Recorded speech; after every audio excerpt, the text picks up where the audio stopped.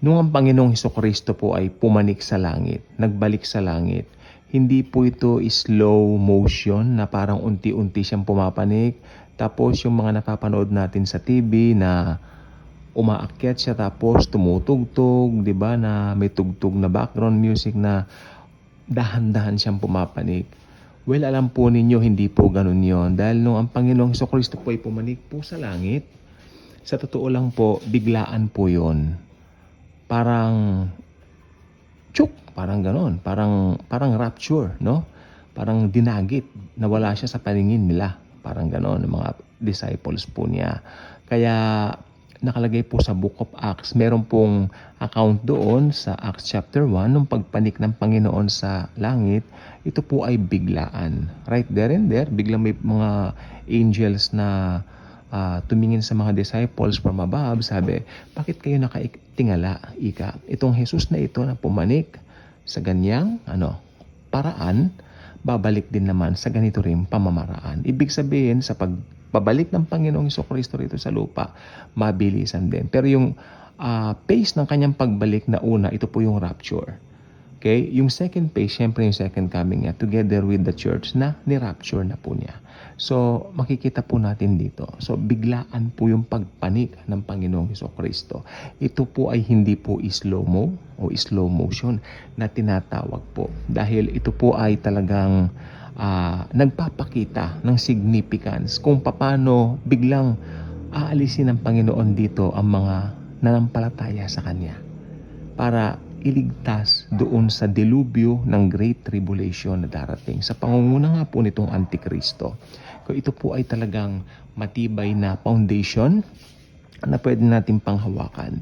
So kung titignan po natin ang mga pages po ng Bible, diyan meron po tayong mga makikita na pauna na ibinigay na po ng Panginoon upang atin pong manamnam at atin po itong masabing maging parallel doon sa mga future events na darating pa po. Like ito nga pong rapture.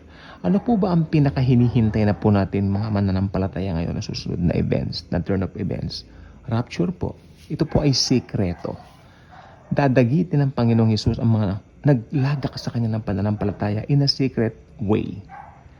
It's a form of kumbaga unknown doon sa mga hindi mananampalataya. In fact, yung mga unbelievers na maiiwan, they will think na kinuha tayo ng mga aliens. Alien invasion. Ayan ang kanila pong iisipin. The moment mangyari itong pagdagit sa mga mananampalataya o ito pong rapturo o rapture na tinatawag. So ito po ay event na atin pong inaabangan at hinihintay anytime. So ito nga po sabi ko, nangyayari na po yung Hamas-Israel war at ang Hezbollah parang sasali po, at syempre pag na-involve na po dyan ng Russia, China, yan na po, lahat na po yan. So isang maliit na bansa. Alam niyo po ba ang Israel kasing laki lang po ng Manila? Sa totoo lang po, buong bansa kasing laki lang po ng Maynila. Ang liit ng Israel, sa totoo lang po. Pero bakit ito pinalilibutan? Dahil may plano po ang Panginoon. Alam niyo po ba ang Israel? Ito ang magiging headquarters natin ni Jesus at ng ating mga kapatid sa Panginoon na rin na namatay na muling binuhay at sa ating mga buhay pa na dinagit. So lahat tayo yung mga namatay na noon, na mga mananampalataya bubuhayin, and then tayo mga nandito pa, papalitan na lang tayo ng glorified body.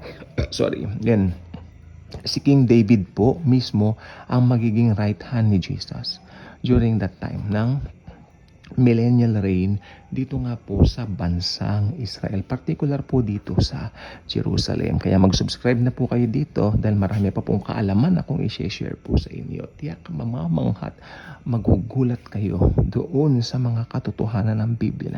Kung titignan po natin, hindi natin ganong napapansin. Pero hey, teka, parallel nga, parang hawig nga talaga. Hindi lang po hawig, talagang yan ang ginawa ng Panginoon na maging batayan natin, o parang sandigan natin, o parang balangkas natin para alam natin ang mangyayari sa hinaharap. Salamat po in Jesus truly loves us all.